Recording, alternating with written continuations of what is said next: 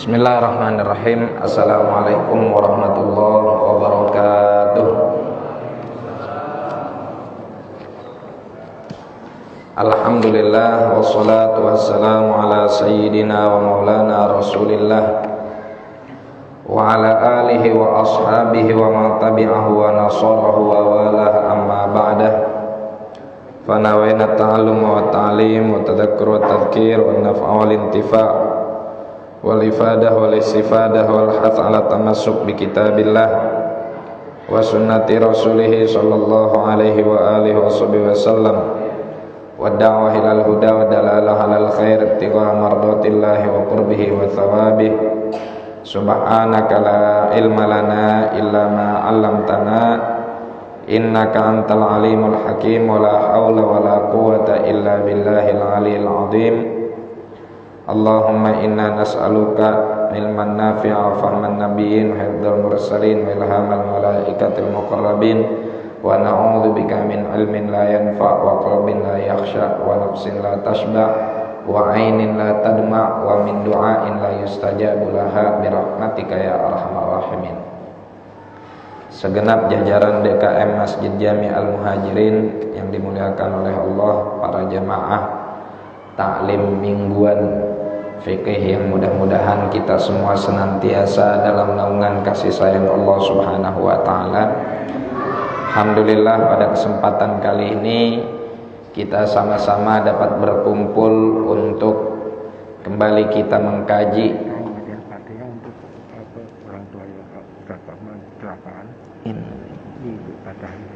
orang tuanya siapa? Ustaz Rahman. Ustaz Kamal. Orang tuanya. Oh. Baik, sebelum kita lanjutkan kajian kita, mari sama-sama kita bacakan suratul Fatihah untuk orang tua guru kita, orang tua dari guru kita Ustaz Tian Kamaluddin, yang mudah-mudahan segera Allah angkat penyakitnya dan mudah-mudahan apa yang saat ini menimpa beliau tidak terjadi satu hal apapun, dan Allah panjangkan umur kedua orang tuanya, sehatkan badannya wal afiyah, dan dimudahkan segala hal dan segala urusannya. Binniyati syifa. Assallallahu al-azim rabbal arsyil azim an yashfiyah. Assallallahu al-azim rabbal arsyil azim an yashfiyah. Assallallahu al-azim rabbal arsyil azim an yashfiyah. Assallallahu al-azim rabbal arsyil azim an yashfiyah. Sallallahu alaihi rabbal arsyil azim an yashfiyah. Sallallahu alaihi rabbal arsyil azim an yashfiyah. Sallallahu alaihi rabbal arsyil azim an yashfiyah. Sallallahu alaihi rabbal arsyil azim an yashfiyah. Sallallahu alaihi rabbal arsyil azim an yashfiyah. Sallallahu alaihi rabbal arsyil azim an yashfiyah. Sallallahu alaihi rabbal arsyil azim an yashfiyah. Ila hadratin nabi al-fatihah. A'udzu billahi minasyaitonir rajim. Bismillahirrahmanirrahim. Alhamdulillahi rabbil alamin arrahmanir rahim maliki yaumiddin iyyaka na'budu wa iyyaka nasta'in ihdinas siratal mustaqim siratal ladzina an'amta 'alaihim ghairil maghdubi 'alaihim waladdallin amin.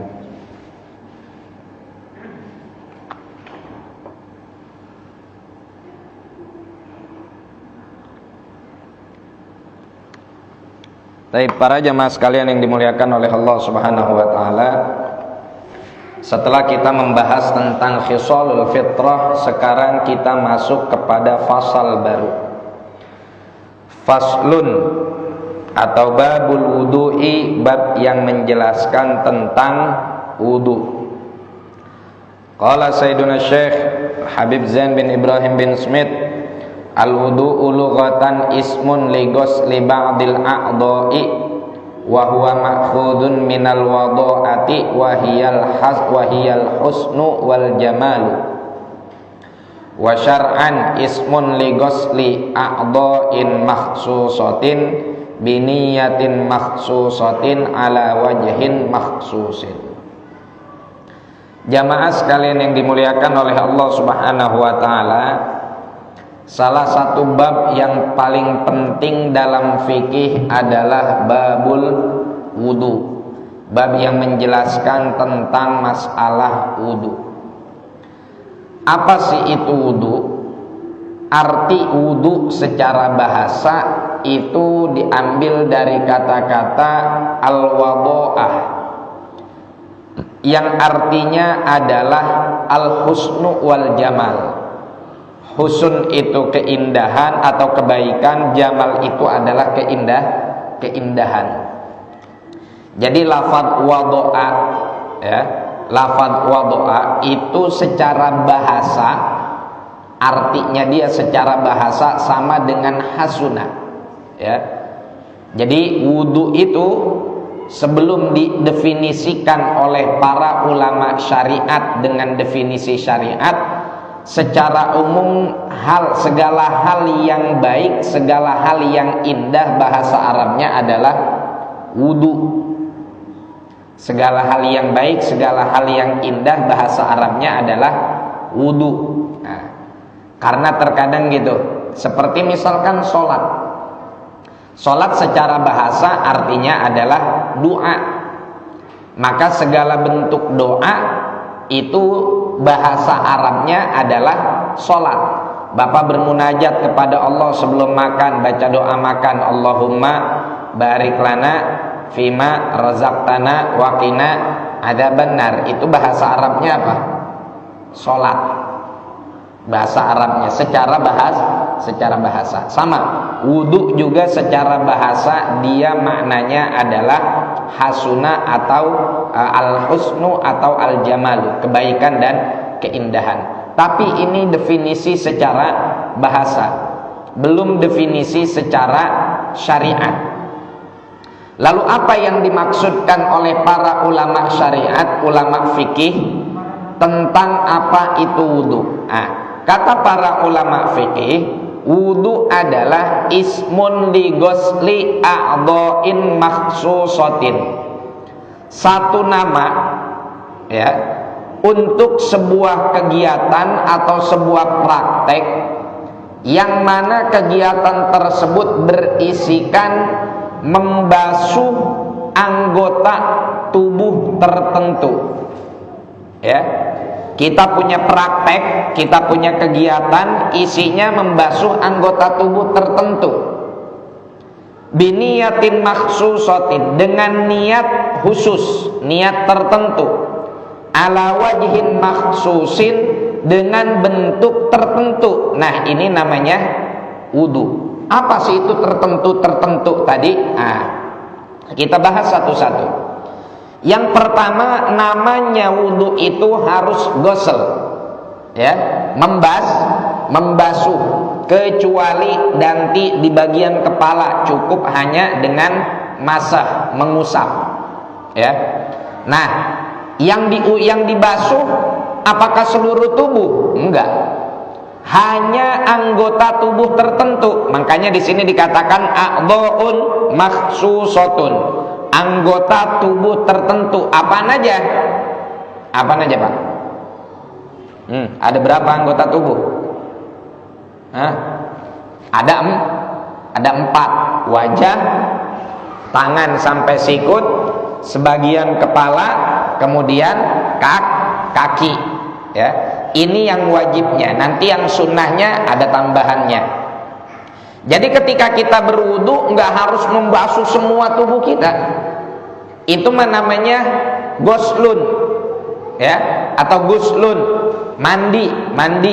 Itu bahasa Arab apa namanya yang dimaksud di dalam fikih. Kalau membasuh semua bagian tubuh itu namanya guslun, mandi. Ta'mimu jami'il badani bil ma'i, menyeluruhkan seluruh tubuh dengan air.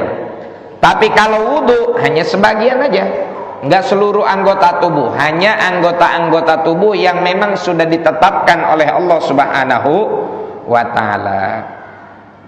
Biniyatin makhsusatin, dengan niat yang khusus.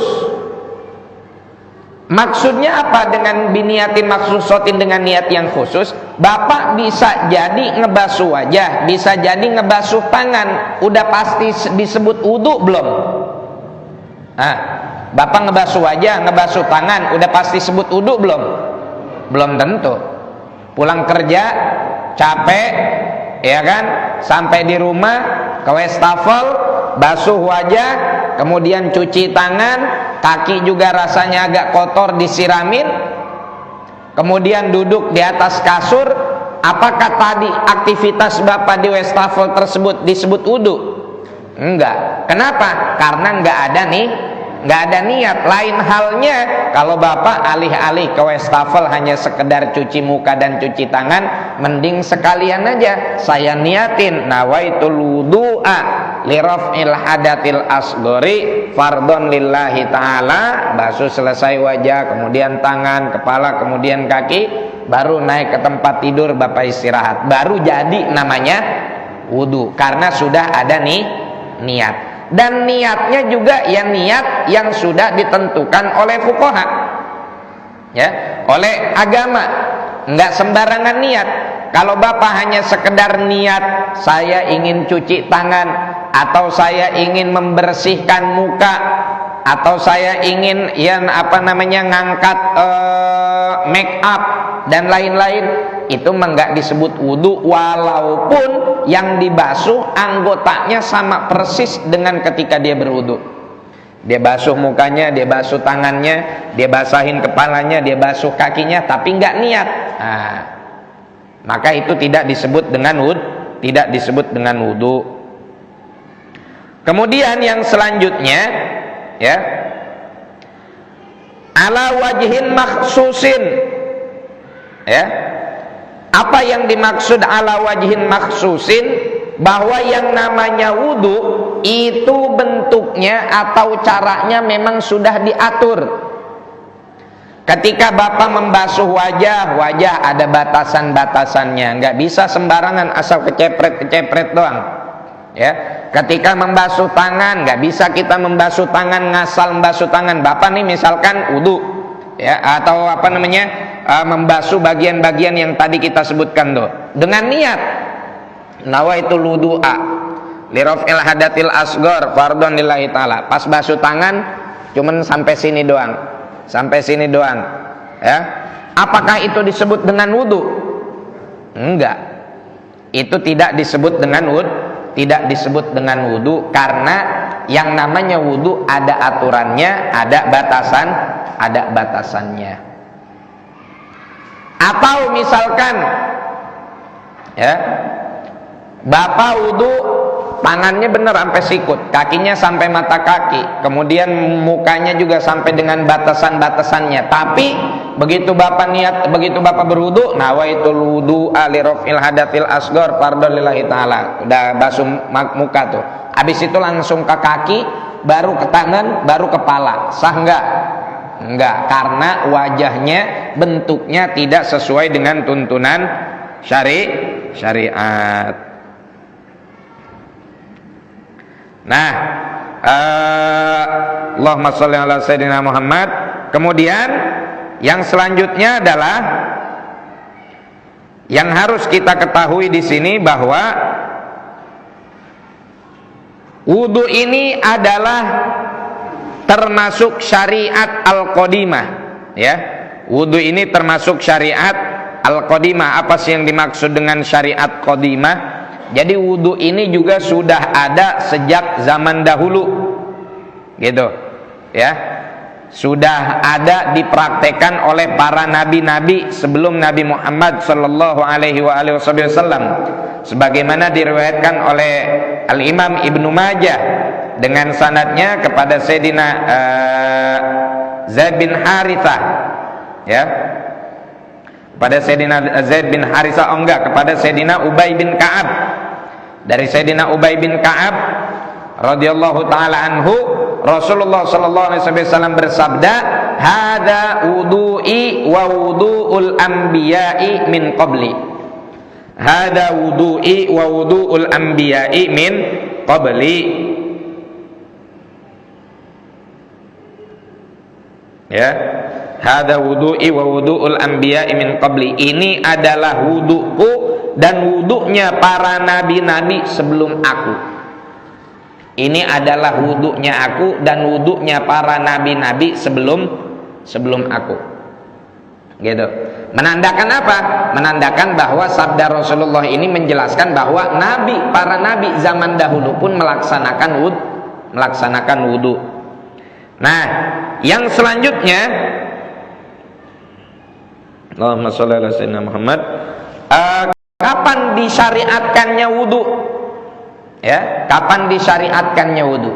Disyariatkannya wudu berbarengan dengan diperintahkannya sholat. Kapan kita disyariatkan sholat, Pak? Kapan? Tanggal 27 Rajab. Iya kan? Ketika Rasulullah melaksanakan Isra wal Mi'raj. Ketika Rasulullah melaksanakan Isra wal Mi'raj, pulang Mi'raj Rasulullah dapat oleh-oleh apa? Perintah sholat. Dapat oleh-oleh perintah sholat. Nah, bersamaan dengan itu pula Allah perintahkan kepada kita untuk melaksanakan wudu. Nah, hanya saja di sini sebagaimana disebutkan oleh Al-Imam Baijuri, bahwasanya perintah wudu itu lebih dulu dari perintah sholat beberapa saat. Dia diperintahkannya di malam Isra, di malam Mi'raj. Cuman Rasulullah Shallallahu Alaihi Wasallam dapat perintah wudunya lebih dulu ketimbang perintah sholat yang ketika Mi'raj. Kenapa? Karena sebelum Rasulullah berangkat Isra, Rasulullah sholat dulu 2 rakaat di Masjidil Haram. Sholat 2 rakaat di Masjidil Haram. Kemudian juga kan ketika sampai di Masjidil Aqsa, Rasulullah juga melaksanakan sholat bersama para nabi-nabi, ya, baik yang sudah meninggal dan juga yang masih hidup, seperti Nabi Allah Isa alaihi salam. Kan Nabi Allah Isa dalam akidah kita, beliau belum mati, beliau belum wafat, hanya saja diangkat oleh Allah Subhanahu wa taala ke langit sebagaimana dalam Al-Qur'an, wa ma qataluhu wa ma salabuhu walakin syubbihalahum. Ya. Mereka itu orang-orang Nasrani tidak membunuh Nabi Musa, tidak membunuh Nabi Isa, maaf. Juga tidak mensalib Nabi Isa. Lalu siapa yang dibunuh dan disalib? Tuh, muridnya Nabi Isa yang ngeyel, ya. Dialah yang dengan kekuasaan Allah bikin bentuk mukanya jadi mirip dengan Nabi Isa. Kemudian dialah yang dibunuh.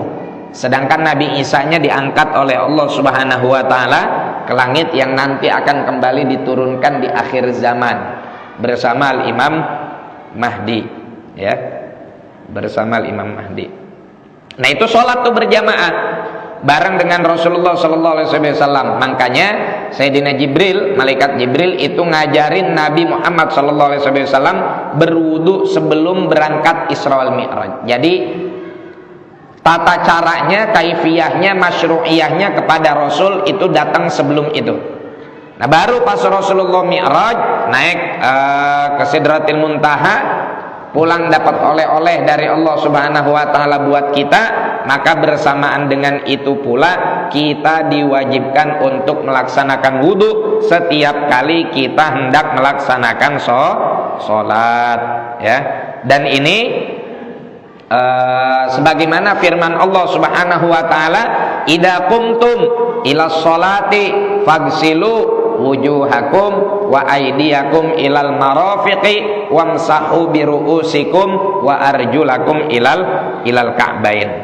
Para jamaah sekalian yang dimuliakan oleh Allah Subhanahu wa taala, ada beberapa hal juga yang penting kita ketahui tentang masalah wudu, ya. Apa itu? Yang pertama adalah fadilah wudu. Keutamaan wudu. Selain dia menjadi syarat sholat, nggak sah kita sholat kalau nggak berwudu, ya, nggak berwudu. Sama tawaf juga, dia menjadi syarat bagi orang yang ingin tawaf. Bapak tawaf keliling Ka'bah dalam keadaan punya hadas kecil, sah nggak tawafnya? Enggak. Li'anna tawafa bimanzilatis shalah illa annallaha ahalla fihil kalam. Kata Rasulullah gitu. Tawaf itu sama kedudukannya kayak sholat, ya. Dalam hal apa? Dalam hal syaratnya. Hanya saja Allah bolehkan di dalam tawaf ngomong. Kalau sholat nggak boleh ngomong, ya. Sholat nggak boleh Bapak ngomong, membatalkan sholat. Ngomong satu huruf yang memiliki makna dan dapat dipahami itu bisa membatalkan sholat. Tapi kalau tawaf boleh. Hanya saja jadikanlah tawaf kita itu zikir dan tasbih.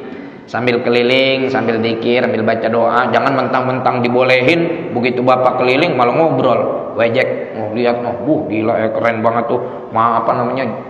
Mekah, jamnya tinggi bener. Sambil tawaf, sambil keliling. Ini pondasinya seberapa dalam? Siapa insinyurnya ya? Bisa nggak nih kita bawa ke Masjid Al-Muhajirin nih? Nah, buat bikin menara paling tinggi, ya nggak? Biar kelihatan dari jalan tol katanya. Nah, sah nggak tawafnya? Ya kalau ngomong sah aja. Cuma sayang ya. Bayar ongkos mahal-mahal, antri lama-lama, ya nggak? Manasiknya capek, nyampe sono malah ngobrol. Jangan. Banyak orang kadang haji ataupun umroh banyak menganggapnya pelesiran, nganggapnya rekreasi, jalan-jalan, depan Ka'bah selfie. Padahal depan Ka'bah itu seharusnya itu adalah syiar Allah terbesar, syiar yang paling agung yang menunjukkan kekuasaan Allah. Dan di situ adalah maqaful anbiya wal mursalin. Kita setiap langkah kaki kita, setiap jejak kaki kita itu seharusnya kita berusaha mengukur. Dalam artian gini, kita punya rasa bahwa kita itu lagi nginjek telapak kaki para nabi sebelum kita. Kita kan nggak sampai kepikiran ke situ ya. Udah, yang penting tetangga tahu nih kita lagi ada di Mekah, foto. Nyium Hajar Aswad, foto.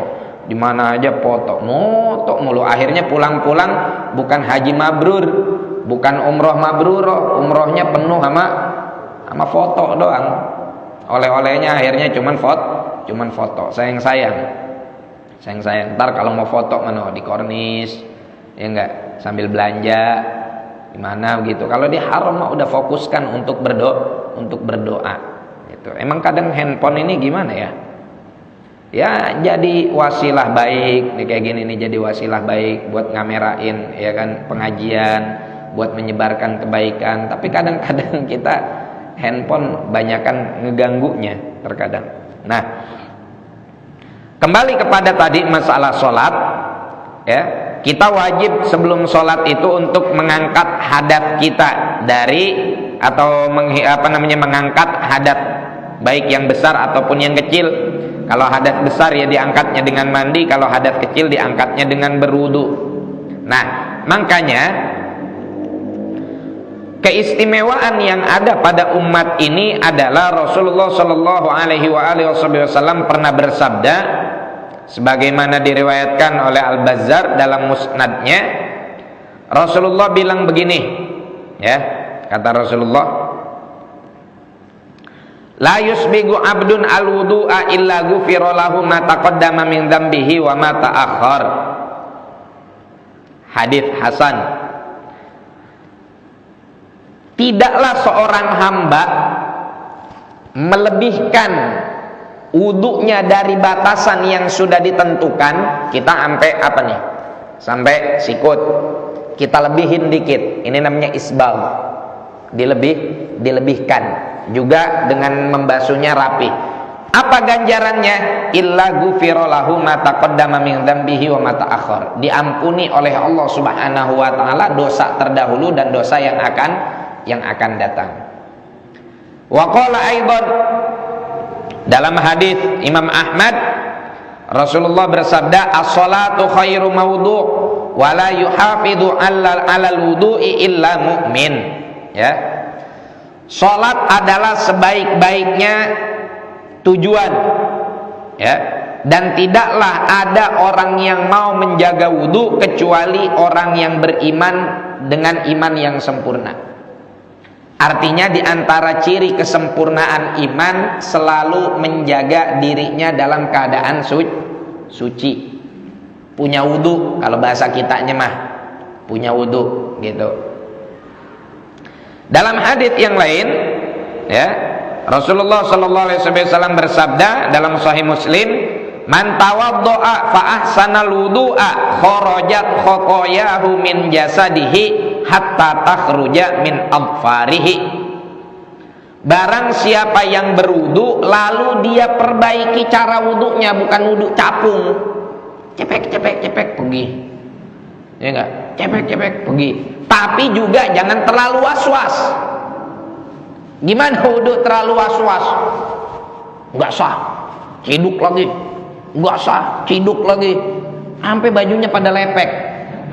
Nah, ini juga enggak benar. Ini juga enggak benar.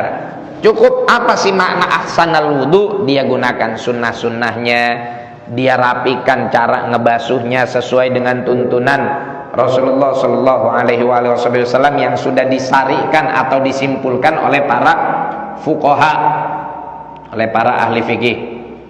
Apa ganjarannya? Kharajat khotoyahu min jasadihi, keluar seluruh kesalahan-kesalahannya, terhapus semua dosa-dosanya dari tubuhnya. Ya, hatta takhruja min adfarihi, sampai bahkan kesalahannya dia, dosa-dosa yang ada di balik kukunya itu juga jadi bersih. Makanya makruh hukumnya kalau kita selesai wudu kita lap, makruh. Kecuali bapak lagi tinggal di Rusia, terus bulannya bulan Desember. Kenapa tuh? Dingin. Kalau kagak dielap, beku ntar. Jadi penguin lagi.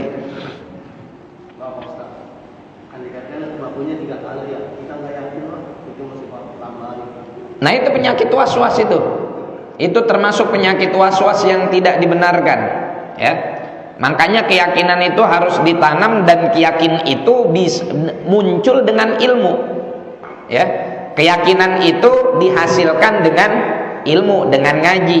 Kenapa demikian? Saya katakan keyakinan dihasilkan dengan ngaji karena kita tahu mana batasan yang boleh, mana batasan yang tidak boleh. Sehingga dengan itu kita dapat menimbulkan keyakinan di dalam diri kita. Kalau secara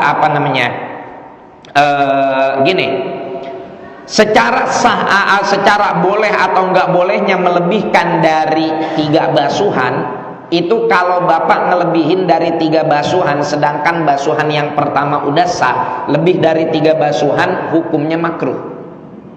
Kalau basuhan pertama memang sudah sah. Itulah kenapa orang yang punya penyakit was-was itu disebut penyakit. Karena sebetulnya dia udah sah pada basuhan pertama, gara-gara was-was jadi lebih, sehingga dia terjatuh kepada perkara yang makruh. Dan kalau kita berwudunya di air yang diwakafkan, hati-hati. Ma musabbal lil wudu, air diwakafkan untuk wudu. Basuhan pertama sah, basuhan kedua sunnah, ketiga sunnah, lebih haram. Diwakafkan untuk minum, nggak boleh dipakai buat cuci tangan. Ada orang kesini ngewakafin air, Pak nih wakaf air buat jamaah masjid. Minum air, dia bilang ini air saya wakafkan untuk minum jamaah masjid. Terus habis minum, habis makan dicuci tangannya, haram, nggak boleh, ya. Karena syaratul wakif, karena syari', syarat dari seorang yang memberikan wakaf itu sama seperti redaksi syariat, nggak boleh ditentang. Oke, jadi diusahakan dilatih, dihilang penyakit was-was tersebut, ya. Dihilangkan penyakit was-was tersebut. Nah, ini keutamaan seseorang ketika dia berwudu, maka keluar seluruh dosa-dosanya dari tubuh dia.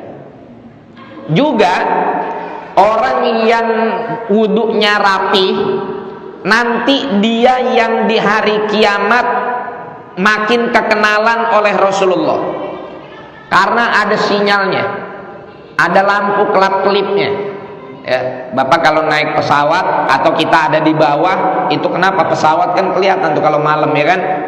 Kelihatan apanya? Kelihatan lampunya, kelap-kelip. Terus juga kalau malam di mana tuh? Di tiang-tiang sutet atau tiang-tiang pemancar, itu kan supaya nggak ketabrak, dikasih kelap-kelip, dikasih lampu biar kekenalan. Nah, jadi gini, dulu Rasulullah Shallallahu Alaihi Wasallam bersama para sahabat radhiyallahu taala anhum ziarah ziarah kubur. Jadi jangan takut, ziarah kubur itu tuntunan Nabi. Nabi ziarah kubur bareng-bareng sama para sahabat. Hadits sahih. Nah, terus apa yang terjadi? Ketika nyampe di makam, di taman pemakaman, di kuburan, Rasulullah bilang begini, wadidtu anni ra'aitu ikhwanana, wadidtu anni ra'aitu ikhwani. Saya punya harapan pengen ngelihat saudara-saudara saya. Kata siapa tuh? Kata Rasulullah. Bahwa sahabat bertanya-tanya dalam hati, terus kita selama ini dianggap apa sama Nabi? Kalau ternyata Rasulullah masih ada bahasa dari Rasulullah kalau beliau punya saudara yang pengen Rasulullah temui, pengen Rasulullah ngelihat mereka dan mereka bertemu dengan Rasulullah. Terus kita apa? Kan selama ini kita yang sering ketemu oleh Rasulullah. Berarti di sono ada orang lain yang menjadi saudara Rasulullah Sallallahu Alaihi Wasallam. Akhirnya ada salah seorang sahabat memberanikan diri bertanya. Katanya sahabat, ya Rasulullah, awalasna ikhwanak, bukankah kami ini adalah saudaramu? Nah, bukankah kami ini adalah saudaramu? Lalu apa kata baginda Nabi? Kata Rasulullah Sallallahu Alaihi Wasallam, amma antum fa ahbabi, fa amma antum fa ashabi. Kalau kalian ini adalah sahabat-sahabatku, digelari dengan gelar sahabat. Jadi orang yang sezaman dengan Nabi, bertemu dengan Nabi dalam keadaan iman, pertemuannya di alam dunia, kemudian wafat dalam keadaan iman, ini disebut sebagai apa? Ashab, sahabat. Oh, akhirnya sahabat nanya, terus siapa ikhwanuk? Siapa itu saudara-saudaramu? Kata Rasulullah, saudaraku adalah qaumun ya'tuna min ba'di walam yarawni wa amanu bi. Sekelompok manusia yang nanti datang setelahku, enggak pernah ngelihat aku tapi mereka beriman kepadaku. Siapa itu? Kita. Jadi kita ini digelari oleh Rasulullah sebagai ikhwan, sebagai saudaranya Nabi. Tapi jangan ngaku Habib. Ngaku Habib lagi. Ya enggak. Mentang-mentang hidungnya mancung, ya kan? Atau bapak yang di situ tinggal nguningin rambut ngaku Habib lagi. Udah gondrong ya kan, udah ada modal. Hidung lumayan, nggak pesek-pesek banget. Kulit putih, tinggal nguningin atau merahin rambut ngaku Habib. Jangan ngaku Habib. Kalau bukan Habib jangan ngaku Habib, karena kata Rasulullah, man intasaba ila ghairi abi falyatabawa maq'adahu minan nar. Orang yang ngaku bernasab kepada yang bukan bapaknya, siap-siap ngeboking tempat duduk di neraka. Saya bukan anak gubernur, tiba-tiba saya ngaku anaknya gubernur, nggak boleh. Itu min a'dhamil fira, ya, min a'dhamil fira, kata Rasulullah SAW, au kama qala min a'dhamil fira an yadda'i ar-rajulu ila ghairi abi. Di antara kedustaan yang paling besar adalah ketika seseorang mengklaim bernasab kepada selain bapaknya. Nah udah, jadi kita ini adalah, cukuplah kita merasa sangat dimuliakan oleh Rasulullah, kita dianggap sebagai saudaranya, ya.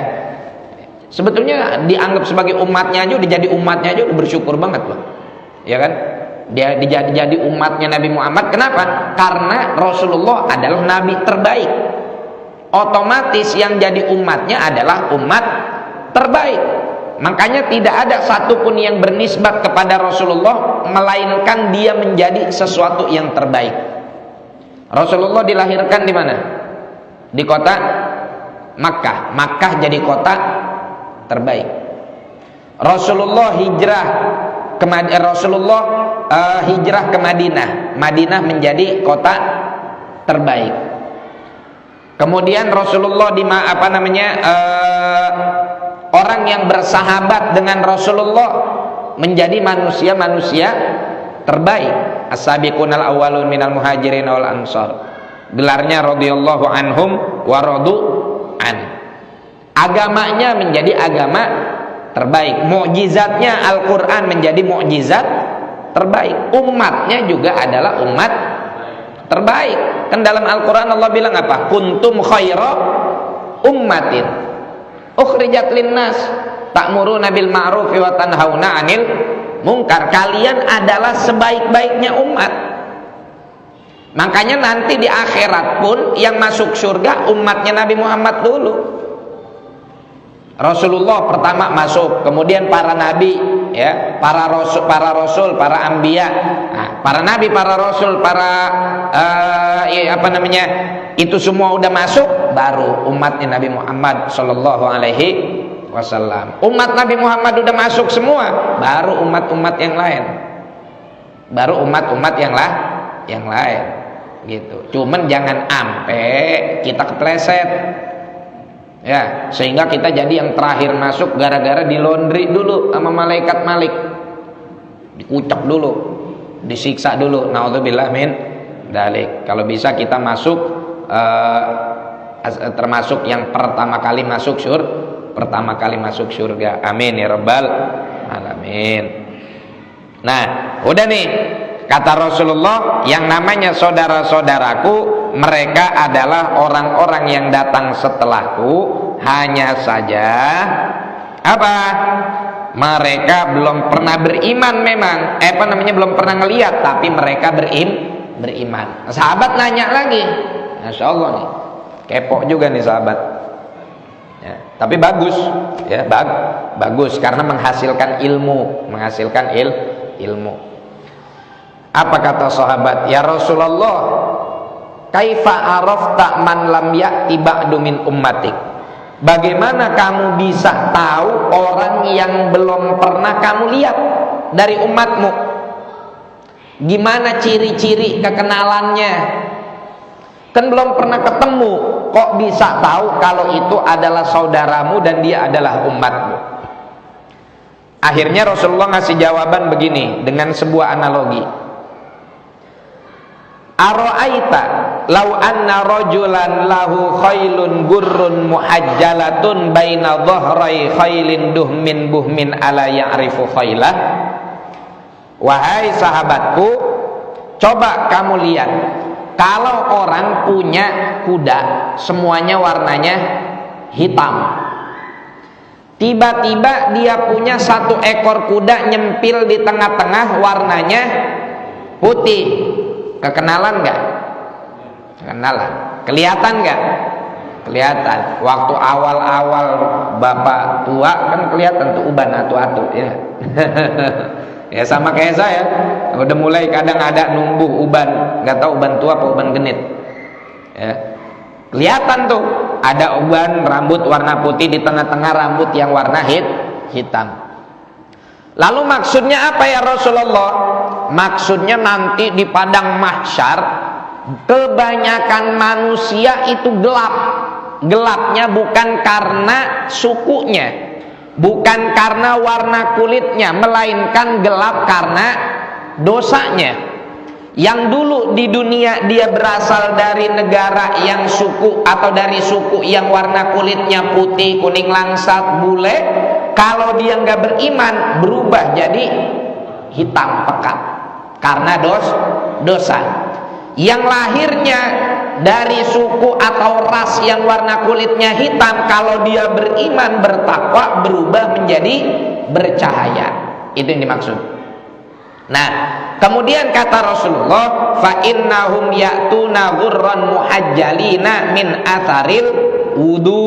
Yang bikin aku kekenalan kepada mereka adalah karena mereka anggota tubuhnya bercahaya lantaran dahulu mereka di dunia berwudu. Jadi wudunya kita di dunia itu bikin nanti kita kekenalan sama Nabi. Makin malas kita sholat, makin jarang kita wudu, makin gelap kulit kita, makin kita kagak kekenalan sama Nabi. Tuh. Jadi yang sholatnya cuma setahun 2 kali pas Idul Fitri sama Idul Adha sambil bawa kantong kresek nungguin jatahan kambing sama sapi. Di dunia boleh ente kenyang dapat sate 2 kilo, dapat daging 5 kilo, tapi di akhirat hitam. Karena wudunya jarang. Semakin sering kita berwudu, semakin bercahaya, semakin kekenalan oleh Rasulullah sallallahu alaihi wasallam. Karena semakin jadi ciri, oh itu umatku, oh itu umatku. Wow, kelihatan nih Masjid Jami'al Muhajirin tuh. Oh, cahayanya kelihatan. Ya enggak? Soalnya wudhunya pakai air pump. Beli lagi misalkan, ya, atau wudhunya pakai air yang bagus. Nah, kelihatan ketengetan. Tapi kalau seandainya ya kitanya enggak, waliyadzubillah, ama sholat males, otomatis kan orang kalau ama sholat males apalagi ama wudhu. Dan saya terkadang suka aneh sama umat Islam zaman sekarang ya. Artinya apa? Kita hal-hal yang penting untuk keselamatan kita di akhirat seperti ini kita jarang perhatikan. Wudhu yang bikin kita selamat kita nggak perhatikan. Istinja yang bikin kita selamat kita nggak perhatikan. Banyak orang tuh kadang dalam perjalanan kemarin, sering dalam perjalanan kalau lagi di tol, yang unik tuh saya pernah, Allahu alam ya, yang ada di benak orang ini apa? Saya waktu itu perjalanan ke Garut, ya, dalam rangka mencari dodol. Perjalanan ke Garut sama keluarga, kita mampir ke rest area karena kebelet pengen buang air. Rest area kilometer berapa saya lupa. Selesai kita melaksanakan hajat kita di rest area, kita keluar dari rest area. Baru 100 meter dari rest area, saya ngelihat orang kencing berdiri di pinggir jalan tol.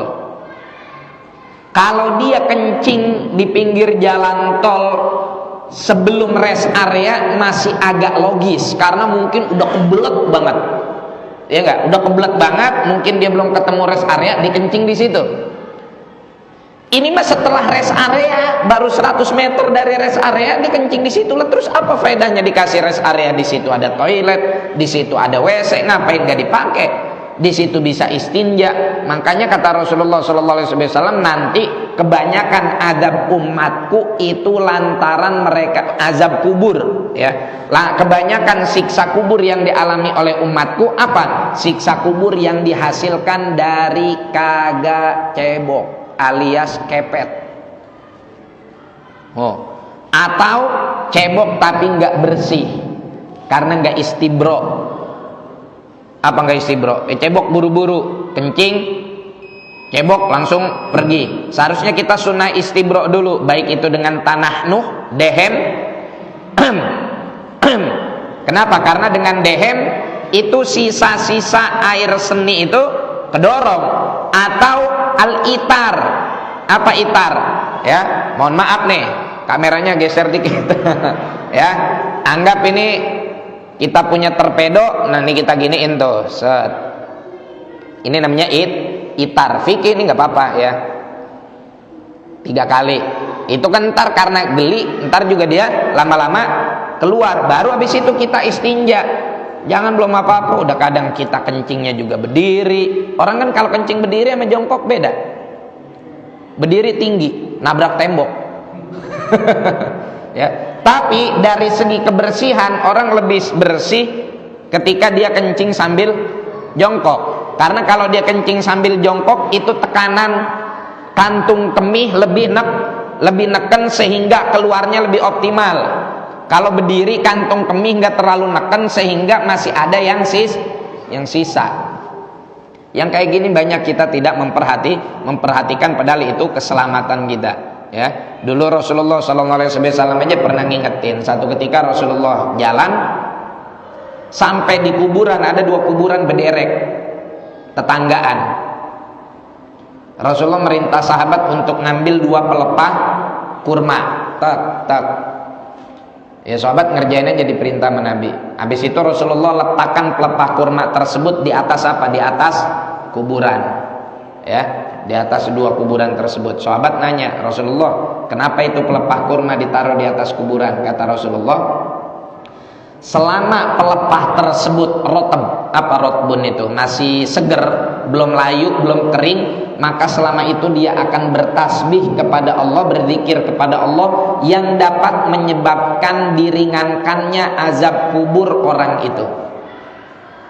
Oh, makanya kita disunahkan kalau ziarah kubur atau kalau kita punya kuburan, tanemin dengan tanaman yang hidup, jangan rumput sintetis. Kalau rumput sintetis kan dia nggak hidup. Ya, yang bertasbih, yang berzikir itu adalah yang hidup. Taruh tanaman di situ. Ya, ceblokin aja daun apa, atau ketika Bapak datang bawa bunga, itu sunnah. Nanti dia berzikir kalaupun di dalamnya itu lagi disiksa, diringankan siksanya. Tapi kita berharap ya saudara-saudara kita yang udah dikubur jadi kuburnya raudhah min riyadil jannah. Akhirnya sahabat nanya, emang apa disiksanya ya Rasulullah? Kalau yang satu, ini kuburan orang penyebar hoax dan tukang adu domba. Nah, tuh hati-hati itu. Makanya jangan apa yang masuk ke handphone langsung kita share. Hati-hati. Zaman sekarang teknologi canggih, Pak. Foto Bapak aja bisa dibikin ngomong. Bapak nih saya foto, diem kan, cekrek. Terus saya masukin ke aplikasi. Misalkan aplikasinya gambar tokoh tertentu lagi pidato, itu ntar mukanya berubah seakan-akan Bapak yang lagi pidato. Ya, namanya teknologi artifisial. Muka kita yang diem, begitu difoto masukin ke aplikasi itu seakan-akan kita lah yang lagi bergerak di situ.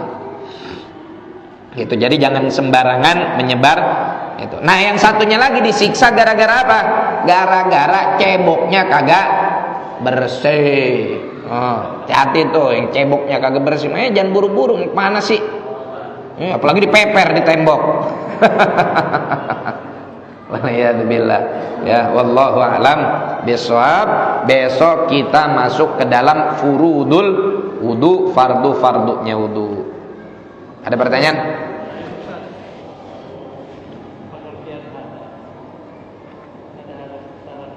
Nah, oke.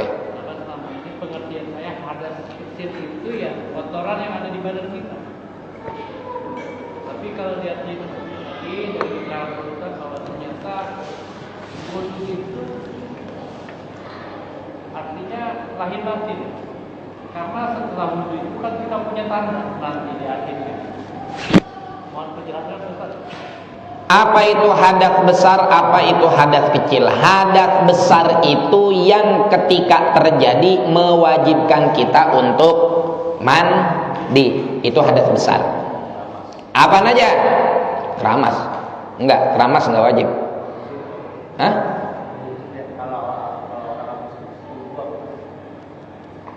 Yaitu mandi junub. Nah, apa aja yang menyebabkan seseorang wajib mandi junub? Satu, jima, hubungan suami istri. Yang kedua, keluar mani atau bahasanya ihtilam, baik itu melalui mimpi ataupun tidak melalui mimpi. Apa itu tidak melalui mimpi? Dipaksa keluar, ya, dipaksa keluar, baik oleh tangan istri atau oleh tangan sendiri, tetap wajib mandi. Ini bukan lagi jorok ya, emang ilmu, ya. Bahasa kitanya istimna, nani, ya, onani, ngeluarin mani dengan sengaja, itu juga wajib. Kemudian haid, nifas, wiladah, ya, ini semua yang mewajibkan mandi besar, ya. Yang keenam, maut, kematian, ya. Tapi itu kan wajibnya bukan kepada si mayit, tapi menjadi fardu kifayah bagi yang masih hidup. Nah, kita yang masih hidup nih, nah, kalau misalkan ini namanya asbabul ghusul, ya. Bapak melakukan hubungan suami istri, sekiranya hasyafah, Tahu hasyafa? Hasyafa itu yang bagian kalau kita sunat kulitnya dikepet, kulitnya dibuka, itu namanya hasyafa. Ya. Segitu udah masuk, itu sudah mewajibkan mandi. Walaupun bapak nggak keluar mani. Hubungan suami istri nggak sampai keluar mani. Cuman masuk doang. Selama hasyafahnya sudah masuk, maka udah wajib mandi. Keluar mani baik dengan ihtilam ataupun baik dengan mimpi ataupun selain mimpi juga wajib mandi. Itu namanya hadas besar. Kalau hadas kecil adalah segala sesuatu yang hanya mewajibkan wudu. Seperti apa? Seperti keluarnya segala sesuatu dari dua jalan. Jalan depan, jalan belakang. Ya, penis, vagina bagi perempuan, penis bagi laki-laki, vagina bagi perempuan, atau jalan belakang, anus, segala sesuatu apapun itu yang keluar, cacing keluar dari pantat kita, wajib wudu, ya, atau bersentuhan dengan yang bukan mahram, laki-laki dan perempuan termasuk sama istri, itu juga dapat membatalkan wudu sehingga terkena hadas kecil. Itu yang membedakan antara hadas besar dan hadas kecil. Hadas besar yang mewajibkan mandi, hadas kecil yang mewajibkan wudu. Itu. Jadi lebih kepada perilaku ya. Iya. Iya. Itu yang yang menyebabkan hal-hal tersebut harus kita lakukan. Wallahu a'lam. Al-Fatihah bil qabul tamami kulli syai'in. Hadratin Nabi Al-Fatihah. Bismillahirrahmanirrahim. Alhamdulillahirabbil alamin arrahmanirrahim maliki yaumiddin iyyaka na'budu wa iyyaka nasta'in ihdinas siratal mustaqim siratal ladzina an'amta 'alaihim ghairil maghdubi 'alaihim waladdallin amin. Subhanakallahumma bihamdika asyhadu an la ilaha illa anta astaghfiruka wa atubu ilaik. Assalamualaikum warahmatullahi wabarakatuh.